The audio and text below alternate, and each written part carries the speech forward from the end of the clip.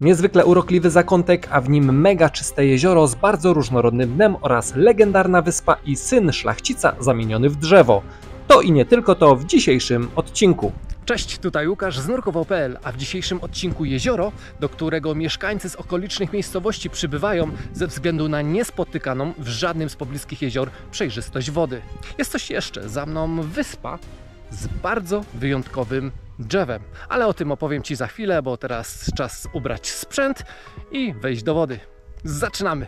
Bohaterem dzisiejszego odcinka jest jezioro Pniewskie, ale nie te na Mazurach czy w Wielkopolsce, lecz w województwie kujawsko-pomorskim w powiecie żnińskim. Jeśli znasz to miejsce, daj znać w komentarzu.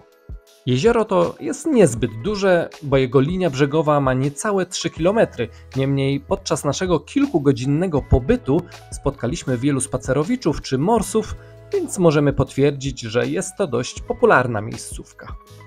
Nie znalazłem dokładnych danych dotyczących głębokości średniej czy maksymalnej, niemniej według miejscowej legendy wyspa, którą widzieliście wcześniej, powstała w najgłębszym miejscu jeziora. Z wyspą tą związana jest dość ciekawa legenda. Mianowicie kiedyś na jednym z brzegów jeziora znajdował się bogaty dwór szlachecki. Jego właściciel słynął z dobroci oraz wyjątkowej gospodarności. Miał on przepiękną córkę o imieniu Bogumiła. Po przeciwnej stronie jeziora również stał dworek szlachecki, niemniej jego właściciel już takiej dobrej opinii nie miał wśród okolicznych mieszkańców. Źle on traktował swoich poddanych, a resztki swojego majątku trwonił na liczne imprezy oraz procesy ze swoimi sąsiadami. Miał on syna Gniewosza, który pod względem charakteru przypominał swego ojca. Los chciał, że zakochał się on w Bogumile, która nie odwzajemniła tego uczucia i odrzuciła jego oświadczyny. W konsekwencji tego Gniewosz poprzysiągł zemstę. I tak w dniu wesela Bogumiły Gniewosz ukradkiem dostał się do jej dworu i podpalił stodołę. Rozprzestrzeniający się ogień objął okoliczne zabudowania i tym samym odciął weselnikom drogę ucieczki. Co zrobił Gniewosz? Popłynął łódką na środek jeziora, aby z dystansu rozkoszować się zemstą. W pewnym momencie wokół niego zaczęły dziać się dziwne rzeczy.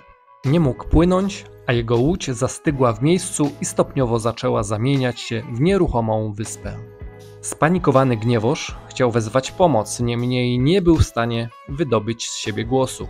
Jego stopy przyrosły do podłoża wyspy, a reszta ciała zamieniła się w drzewo osiki. To była kara za wyrządzone innym krzywdy. Gdy następnego dnia na pogorzelisko przybyli ludzie z okolicznych miejscowości, ujrzeli na środku jeziora, w najgłębszym jego miejscu, nową, pływającą wyspę, która powstała w ciągu zaledwie jednej nocy. Legenda mówi, że wyspa jest pływająca. My oczywiście nie będziemy sprawdzać, czy płynie, niemniej plan nurkowy zakłada, że pod wodą do niej dopłyniemy, okrążymy oraz sprawdzimy, jakie głębokości wskażą nasze komputery nurkowe. A wracając do miejscowych legend, gdy podczas nurkowania spotykamy miejscowych z danej okolicy, często słyszymy o legendach związanych z danym jeziorem.